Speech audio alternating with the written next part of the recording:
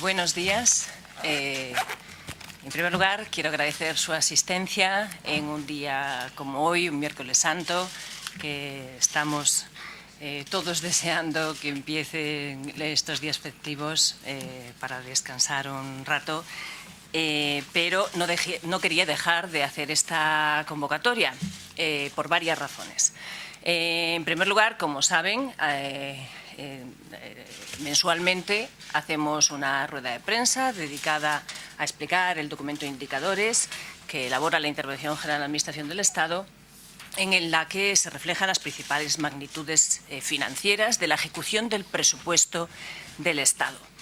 Pero además sabrán, porque lo hemos ya colgado en la página web, que hoy iniciamos un punto de inflexión en la explicación, en la publicación tradicional de estos indicadores. Y es que precisamente hemos ordenado la información económico-financiera que produce el Ministerio de Hacienda y Administraciones Públicas, las tres secretarías de Estado que la constituyen, en un calendario de magnitudes financieras indicativas del déficit de las administraciones públicas. Ese calendario es un compromiso, una vez más, con la transparencia, con el rigor en el análisis y en el control de las cuentas públicas, y está dirigido a hacer efectivo un compromiso con los ciudadanos, con los mercados, con las instituciones públicas y con ustedes. En definitiva, esto es un avance en el análisis de las cuentas públicas y a ello me quiero remitir. Ahora bien, este documento estaba colgado ayer y, como saben, tradicionalmente la comparecencia se produce el último martes de cada mes, por lo tanto la fecha adecuada sería el 26, pero hemos querido retrasarla, este encuentro con ustedes, hasta hoy por una razón capital. Hay una razón que creo que compartirán con ustedes, que es deseable que expongamos y analicemos. Pues bien, hoy se cumple el plazo, por ser el último día hábil antes del 1 de abril, para rendir el primer avance en el procedimiento de déficit excesivo que tenemos que comunicar o transmitir a Eurostat. Hasta el momento habíamos hecho una primera aproximación que, lógicamente, se completa en la medida en que todas y cada una de las instituciones, administraciones públicas y empresas públicas que han de rendir la información económica o financiera a los efectos de la consolidación de las cuentas públicas se completa según el protocolo establecido por Eurostat hasta el 1 de abril. En este proceso hay un intercambio continuo de información y opiniones con Eurostat, y aquí se ha producido un cambio metodológico introducido por Eurostat. Eurostat nos está pidiendo que apliquemos un cambio sobre la serie de cuentas nacionales desde el año 95. Ese cambio metodológico, se darán cuenta ustedes, que supone un ingente trabajo para toda la Secretaría de Estado y, por lo tanto, nos solicita si podemos aplicarlo de momento exclusivamente al año 2012 y, a partir de ahí, cuando podamos, aplicarlo a la serie de cuentas nacionales desde el año 95, que es cuando rigen el SEC 95, que es la base sobre la que elaboramos estas cuentas nacionales, con las adaptaciones posteriores que se han producido a esta metodología SEC. Bueno, pues sin más dilación paso a explicarles en qué consiste este cambio metodológico que hemos ya aplicado a las cuentas del 2012 y de la que hoy mismo remitimos la información precisa a Eurostat. La magnitud o la cuestión a debatir y que será ratificada por Eurostat en el futuro y la que nos pide apliquemos a partir de este momento a las cuentas del 13 y, por lo tanto, a los efectos de hacer las comparaciones homogéneas, modifiquemos esa serie histórica, afecta a las devoluciones tributarias. España viene aplicando el mismo criterio de imputación de las devoluciones tributarias en las cuentas nacionales desde el año 95.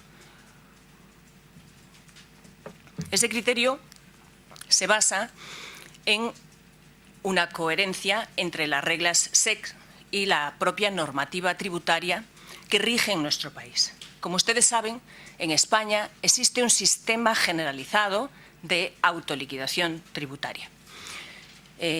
Sobre esa base, el criterio tradicional era imputar las devoluciones tributarias una vez que existe un acto administrativo, un reconocimiento del derecho a la devolución por parte del contribuyente. Es decir, existe una primera instancia de comprobación. Ustedes saben que el sistema en general funciona sobre la base de la presentación de las autoliquidaciones correspondientes una vez que se inicia la campaña correspondiente a cada impuesto y hay una primera instancia de comprobación que durante un plazo que regula la ley propia de cada tributo y un plazo que con carácter general se regula en la Ley General Tributaria estableciendo que el plazo general y el que no se puede rebasar es de 6 meses. A partir de este momento debe haber una resolución administrativa o, en su defecto, la Administración tributaria está obligada a abonar el interés de demora correspondiente. Ahora bien, esta resolución puede producirse o no si se inician los correspondientes procedimientos de verificación de datos, comprobación limitada o inicio de un procedimiento de inspección. Es por ello que el momento tradicional y que derivaba de la metodología SEC, de las notas metodológicas del SEC, que siempre aplicó este país, era imputar a las cuentas nacionales una magnitud cierta que había sido validada por la propia Administración tributaria, es decir, el momento del reconocimiento de la obligación. Pues bien, Eurostat nos plantea que para el futuro atendamos a las solicitudes de devolución del contribuyente presentadas a lo largo de una campaña. Lógicamente, como esto no deja de ser una estimación, porque a partir de ahí empiezan las correspondientes comprobaciones tributarias, comprobaciones de la Administración tributaria, la magnitud presentada en primera instancia sería susceptible de corrección por la minoración de devoluciones que, como ustedes comprenderán, depende absolutamente del plan de lucha contra el fraude que la Administración tributaria de cada gobierno en su momento se plantee. Sin ir más lejos, este año estamos hablando de 1.579 millones de euros de menores devoluciones. Unas menores devoluciones que han ido increciendo a razón del orden de unos 1.000 millones de euros adicionales desde el año 2004 hasta aquí, en razón de la perfección de los sistemas de control que incumbe desarrollar a una administración eficiente como lo es la Agencia Tributaria. Pues bien, dicho esto y aplicado este nuevo criterio al año 2012, pasaríamos de un resultado de avance provisional de déficit del 2012 del 6,74 al 6,98% del Producto Interior Bruto. Este sería el resultado conforme al nuevo criterio solicitado por Eurostat. A partir de aquí, hasta lógicamente, el mes de septiembre o cuando podamos. Eurostat no ha sido apremiante en este aspecto porque se da cuenta de la revolución que está planteando en cuanto a la elaboración de información y, por lo tanto, sencillamente nos dice, pues, este es un criterio a aplicar para el 13, ya que tenéis pendiente de rendir las cuentas del 12, aplicarlo al 12 y a partir de ahí ajustáis la serie hasta el año 95. Respecto a las otras motivos o razones que me llevaban a tener este encuentro y a hacerles esta exposición, pues tenemos los indicadores correspondientes a febrero del 2013. El documento de indicadores lo tendrán ustedes en la página web correspondiente y ahí podrán comprobar que las principales magnitudes económico-financieras son que el déficit del Estado en febrero alcanza 23.561 millones de euros en términos de contabilidad nacional, lo cual supone un 2,22% del PIB y representa un incremento del 0,27 sobre el registro del 2012. En términos de caja, estaríamos hablando de 15.411 millones, un 1,45% del PIB, lo cual supone un incremento del 0,87 sobre el 2012. Estos son los datos objetivos que resultan de la contabilidad pública traducida a contabilidad nacional. Y lo primero que les quiero decir es que estos datos no son significativos. A partir de aquí llega la valoración, una valoración que a partir de este momento creo que tendrán ustedes instrumentos suficientes para poder hacerla completa por sí mismos. Y digo que no son significativos porque corresponden exclusivamente al Estado. Estamos hablando de la ejecución del presupuesto del Estado. Y lo que nos interesa a los efectos del déficit, lo que incumbe a la senda de convergencia, al procedimiento del déficit excesivo, son los 4 subsectores que integran las administraciones públicas a los efectos de la contabilidad nacional. A partir de aquí, les decía que estamos en un punto de inflexión. Y estamos en un punto de inflexión porque a lo largo del 2013 y desde este mismo momento tienen ustedes la posibilidad de conocer mensualmente la ejecución en términos de contabilidad nacional del Estado, de las comunidades autónomas y de la Seguridad Social. Y trimestralmente podrán ustedes conocer la ejecución del Estado, de las comunidades autónomas, de la Seguridad Social y de las corporaciones locales consolidado. Eso nos dará idea de la ejecución del conjunto de las administraciones públicas, que son las que nos importan a los efectos de la medición del objetivo de déficit público. Desde luego, quiero significarlo y me lo van a permitir, este es un esfuerzo sin precedentes. Es un esfuerzo de transparencia y análisis sin precedentes. Y tan sin precedentes es que lo es en nuestro país como el hecho de que este paso lo damos voluntariamente y además porque nos lo pide una directiva de la Unión Europea, la Directiva 2011/85, pero mejoramos la exigencia de la directiva, porque esta directiva le pide a todos los Estados miembros que el resultado se rinda mensualmente en términos de caja. Nosotros damos un paso más y lo hacemos en términos de contabilidad nacional, de tal forma que el análisis de la contabilidad nacional y del cumplimiento de los objetivos lo estamos anticipando un año. No será necesario esperar a fin de ejercicio, cerrar las cuentas y consolidar para saber cómo vamos de cara al cumplimiento del déficit. Por eso me van a permitir que les subraye de de forma importante este logro, este avance, y a partir de este momento esa valoración mensual podrán hacerlo ustedes mismos. Y les decía que esto es un compromiso pues, con los medios, con los ciudadanos, con los mercados y con las instituciones europeas. Y nos podrá evitar muchos de los sustos que nos acompañaron en la ejecución del año pasado, donde se extrapolaba sin más, haciendo una regla de 3, el resultado que conseguíamos cada mes.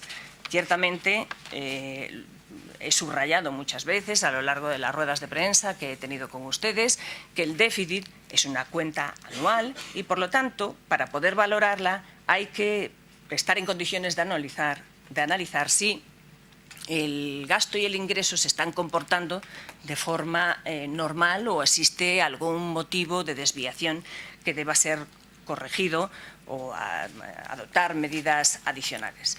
Pero además, y esto es muy importante, es necesario, cada vez que se analizan las cuentas del Estado, que eran las que tradicionalmente veíamos en el documento de indicadores, hacer referencia al intercambio financiero, al circuito financiero que existe entre todas las administraciones públicas.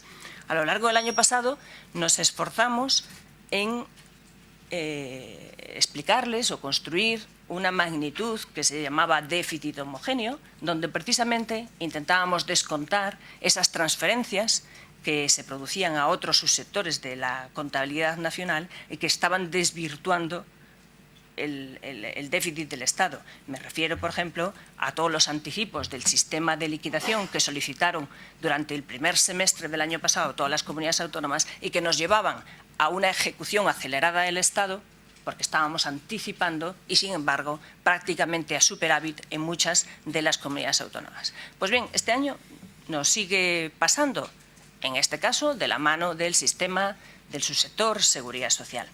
Ustedes podrán comprobar cómo el capítulo 4 de transferencia tiene una ejecución por encima de lo que podríamos considerar normal como consecuencia de unas transferencias al Servicio Público de Empleo efectuadas ya hasta el mes de mayo. Estamos anticipando en febrero, normalmente o naturalmente se debería devengar hasta mayo. Pero no solo la Seguridad Social en sí misma, también está ejecutando mayores transferencias, porque tenemos que tener en cuenta también la base de la que partimos. La propia construcción del presupuesto 2013, ustedes recordarán que partía de una premisa que era deseable para nuestro país ya desde el Pacto de Toledo, que era proceder a la separación de fuentes. En base a ello, las transferencias a la Seguridad Social este año, al sistema de Seguridad Social, son superiores. Se cubre el 100% de los complementos a mínimos de pensiones. Y esto habría que añadir el hecho de que están ejecutándose ya en estos meses, enero-febrero, ahora estamos hablando de febrero en acumulado, obligaciones correspondientes al ejercicio anterior del inserso. Esto, en general, lo quiero significar, es una parte del capítulo 4, que viene al caso en razón de las relaciones financieras que existen entre los subsectores de las administraciones públicas y que, por lo tanto, justificarían este análisis individualizado y conjunto de la contabilidad nacional. Respecto al resto de los capítulos, la ejecución del presupuesto de gasto, pues yo resaltaría en febrero que tenemos un crecimiento del 5,3% de las pensiones correspondientes a clases pasivas, lo cual determina que el gasto de personal esté creciendo, el capítulo de gastos de personal esté creciendo un 0,5%, pero que se debe fundamentalmente a esto, al incremento de pensiones, porque los gastos de personal activo están disminuyendo un 2,1%. Destacaría, además, un incremento de los gastos de capital del 9,2% como consecuencia de que en estos meses se están ejecutando gastos correspondientes a ejercicios anteriores y, por lo tanto, tenemos un incremento que sobre la tendencia del año pasado, que los gastos de capital iban disminuyendo casi todos los meses, pues nos podría sorprender. Y en cuanto a los ingresos, tendría que decirle que, por centrar el análisis en los ingresos más significativos, que son precisamente los ingresos tributarios, estaríamos hablando de una caída moderada de los ingresos del 0,4% en términos homogéneos. Y una vez vuelvo a traer aquí el concepto de términos homogéneos y verán ustedes la conexión con las otras dos ideas que les estoy exponiendo en este encuentro. La homogenización, en el caso de los ingresos, la obteníamos precisamente cuando descontábamos el ritmo de ejecución de las devoluciones por encima de lo que podría ser una campaña tipo.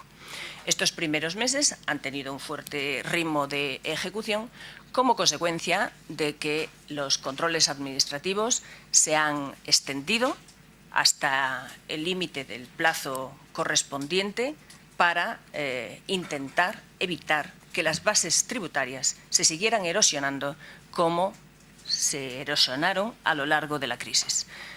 Buen resultado, lo que les digo, es el magnífico montante que se ha obtenido como consecuencia de las actuaciones de control y minoración de devoluciones tributarias. Esta caída del 0,4% es coherente y esperada como consecuencia de dos efectos. Tenemos que pensar qué impuestos hemos recaudado en los meses de enero y de febrero. Básicamente aquí estamos recogiendo el efecto de las retenciones, los pagos fraccionados de IRPF y el IVA. Bien, pues estos impuestos van a estar inmediatamente incididos por el decrecimiento del cuarto trimestre. Tienen que tener en cuenta que el cuarto trimestre fue el peor del año pasado. Tuvimos un decrecimiento del menos 0,8, lo cual determina que se han erosionado las bases tributarias. Hay una peor evolución del empleo y, además, hay una razón no menor, que es la retención correspondiente a las administraciones públicas. Ha tenido una base muy inferior como consecuencia de la supresión de la paga extraordinaria. La paga extraordinaria de diciembre, es decir, el resultado de las retenciones de diciembre, es justo lo que estamos ingresando en enero, febrero del año 2013. Y una vez dicho esto, lo pongo en relación con el cambio metodológico. Ustedes comprenderán que si las devoluciones se anotan en el déficit del 2012, ya no hay que descontarlas en el resultado del 2013. Por lo tanto, una vez más, vuelvo a significar que el resultado hasta febrero no es significativo. Es más, si descontáramos solo la magnitud de las devoluciones, obtendríamos un déficit por debajo o en línea del obtenido hasta el año pasado. No quiero dejar de referirme al calendario cuya presentación hoy le hacemos. Creo que se les ha distribuido un Power. No, o estamos en condiciones de distribuirlo, pero tienen ustedes en la página web un esfuerzo de ordenación. Hasta el momento, esa información, la información que producíamos las tres secretarías de Estado del Ministerio de Hacienda, estaba disponible en las correspondientes páginas, pero había que buscarlas cada una en lo suyo. Ustedes habrán visto cada vez que querían buscar el documento indicadores que tenían que ir a la página de la IGAE. A partir de ahora estarán todas sistematizadas y con su calendario por día y mes perfectamente señalados. Estamos hablando de 50 libros de documentos estadísticos que creo que marcan un paso más en una línea de excelencia que pretendemos conseguir para el mayor control de las cuentas públicas el mayor rigor en el análisis, la mayor transparencia que se ha conseguido en este país, la disponibilidad absoluta para las instituciones europeas y creo que, en definitiva, nos ayudará a todos a hacer un análisis exacto y preciso y no cálculos apresurados de dónde está nuestro país en un momento que, como ustedes conocen, es delicado para toda Europa, pero que es un momento que, por crítico, creo que también hay que valorar el esfuerzo de adaptación continua que este Gobierno está haciendo, de cumplimiento de todos y cada uno de sus compromisos, de un ajuste estructural sin precedentes, y aprovecho para decirles que este cambio metodológico afectaría, en todo caso, al déficit nominal. Estaríamos cambiando la base de cálculo, y la base desde el año 95. Nunca el ajuste estructural, que, como ustedes conocerán, ha sido cifrado por la Unión Europea en el año 2012 en el 2,6% del PIB. Concluyo diciendo que, una vez más, estamos prestos a todos los requerimientos que nos hacen las instituciones europeas en aras a conseguir una mayor homogeneidad comparativa con los Estados miembros. Una vez más, damos cumplimiento a una directiva siendo pioneros en la consecución de lo que pretendemos conseguir. Ya lo fuimos en la adaptación de nuestra Ley Orgánica de Estabilidad Presupuestaria en modificación del artículo 135 de la Constitución. Seguimos suscribiendo todas y cada una de las líneas directrices del Six-Pack y del Two-Pack y, por lo tanto, ahora ofrecemos y presentamos este esfuerzo y subrayar la importancia de este calendario estadístico que creo que les será muy útil a todos ustedes.